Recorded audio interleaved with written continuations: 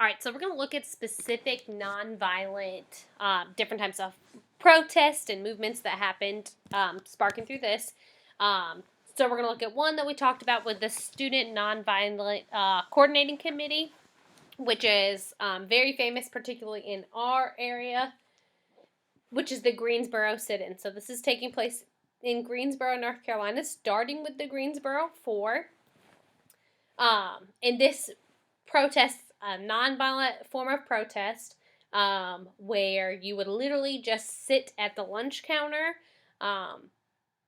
Again, most times these were segregated lunch counters, so the patrons would be refused to be served, and they would just kind of sit there. So it starts out small with the Greensboro Four, and it gets bigger and bigger with these sit-in movements, where groups, as in you see this picture, they were of mixed races, so both white and black students would participate this, and they would sit in at the lunch counters.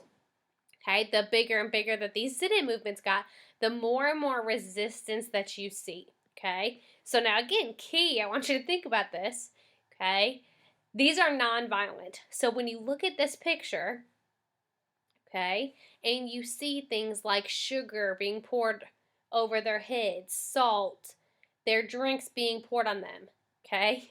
The key part of this nonviolent movement is you cannot react to them, okay? You cannot get back. When they are saying things in your face and calling you names and spitting on you and pouring things on you, you can't react, okay? When you kind of cave in and fight this violence with violence, it kind of gives people ammo to use against you.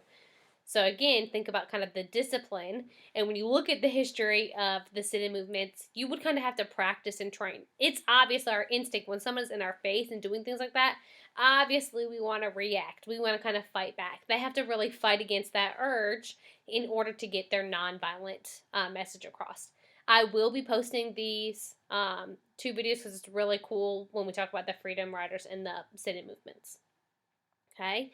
Another way to protest nonviolently segregation, particularly of public transportation this time, are going to be the Freedom Riders. Okay. Another organization was the Congress of Racial Equality. Again, a lot of these organizations were going to be made up of both white and black students or white and black protesters. This one is going to protest, again, the segregation of public transportation. And what they do is get a group together and they would ride on the buses in kind of mixed company, and they would travel through the South.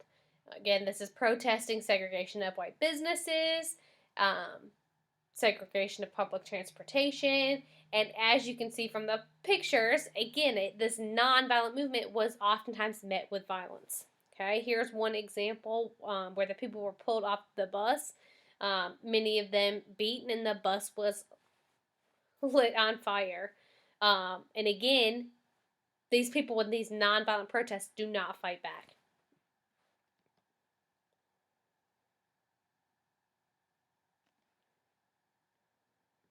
Okay, as we talked about before, Brown versus Board of Education of Topeka, Kansas, calls for the integration of schools. But when we talk about this, I want you to understand this is not something that magically kind of happens overnight. Okay, so when we look in Little Rock, Arkansas, we see the example of the Little Rock Nine that you may have heard before. They're going to be the first black students to integrate an all white school. Excuse me. So imagine, so 9 being the first to kind of integrate these schools in Arkansas. Again, you see, obviously not met with a whole bunch of grace and welcoming. So the governor of Arkansas orders the National Guard to stop the students. However, the use of federal troops are going to help integrate the school. So if you look here, federal troops, okay, so National Guard's on the state level, federal troops are on the federal level of government. These federal troops are literally used to walk these children or take these children back and forth to school and even kind of be with them when they changed classes. Okay, so again, as we look at kind of what was successful about the civil rights movement, looking at kind of what level of government, what backs it up that makes it successful, which makes it stick.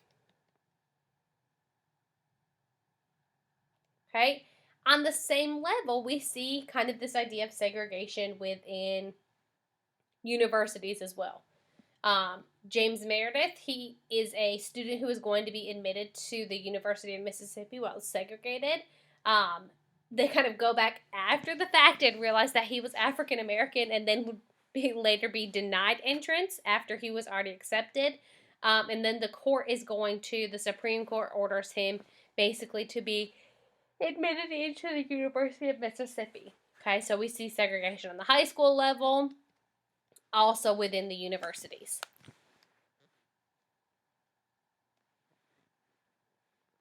Okay, now definitely an infamous example that we'll look at on the state level of kind of resisting the civil rights movement is going to be Governor George Wallace. Um, Again, he was very anti-civil rights movement, very anti-segregation, so much so where he physically blocked students from African American students from trying to enroll into the University of Alabama. And again, he's kind of using that justification of state powers. Remember, it is a state power to kind of control education. So he said that was within his power to remain having segregated schools. Okay, so again, at the time, JFK is going to be present during this.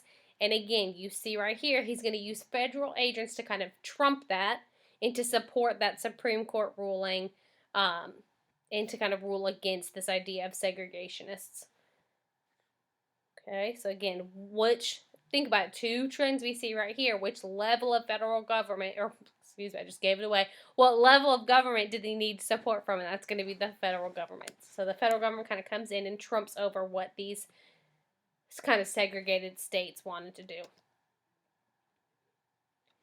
Okay, another example as Alabama. Okay, so again, we see all of these kind of nonviolent movements.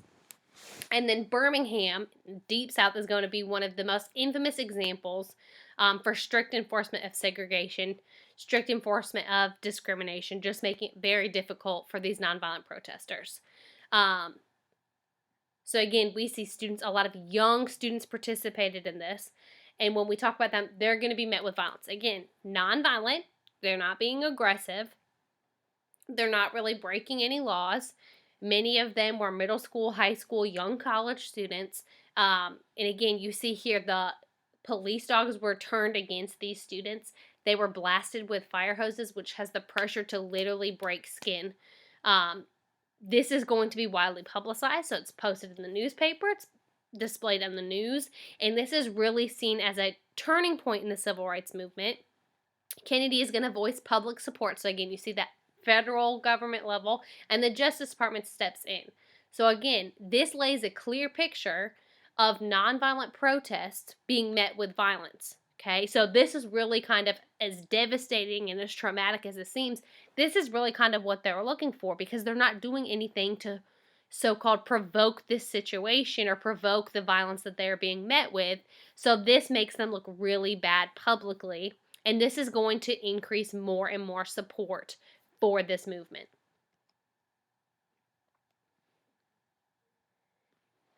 Okay, one of the most famous examples, and I'm sure you've heard it before, is going to be the March on Washington. So again, Martin Luther King Jr.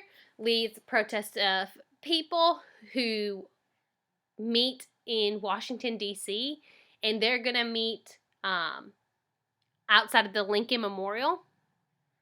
And it's given roughly around the same time, about 100 years later, as Lincoln's Emancipation Proclamation. So he does it kind of to honor Lincoln outside of his Lincoln Memorial. And he is going to give his most famous kind of I Have a Dream speech. Okay? So again, kind of sparking and leading from that public outrage, he gives kind of support and movement. Again, just expressing the nonviolent movement and basically all of his goals for that. Again, just to save time, I will be posting the link to all of these videos that you saw here. Please watch it. It's very cool to hear it in his voice, just be spoken, and to hear his words. Even if you've heard it before, just listen to it. Also very cool when you were able to travel again safely. if you ever visit Washington, D.C., outside of Lincoln's memorial, they have a plaque on the steps of his memorial where Martin Luther King Jr. gives his speech. So it's really cool to kind of stand out here and look out and what will be the sea of people listening to his words and just hearing what he had to say. Also, just not too far from the Lincoln Memorial, you can walk and see the Martin Luther King Jr. Memorial, a really cool statue where he's kind of coming out of the mountain of despair, which kind of all of his things are based on quotes from what he said. Really cool. I'll kind of post some stuff about that too. All right, so when we talk about this, so again, it really required the federal government to back up the civil rights movement. So a couple legislation were going to be passed. Kennedy's going to be assassinated kind of right in the middle of the civil rights movement. And he was a really big supporter of the civil rights movement. The federal government still support the civil rights movement after he was killed.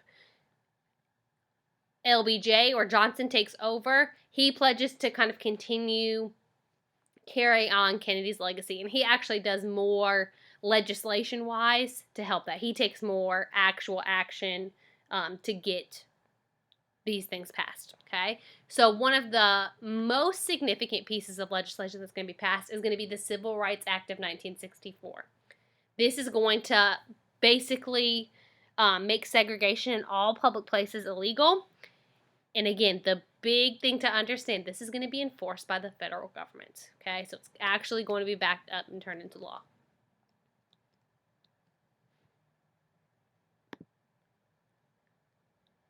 Okay, other significant pieces of legislation. Okay, one is going to be the 24th Amendment. When we talk about that, that is going to make a poll tax illegal. So remember, we talked about part of Jim Crow was the disenfranchisement of African American men. So this eliminates any poll tax required for them to vote. Okay. We also see the movement of the Freedom Summer. This is organized college students who are traveling to the Deep South, particularly in Mississippi, to help register African Americans to vote. A lot of kind of violence was taking place. So again, they were very targeted.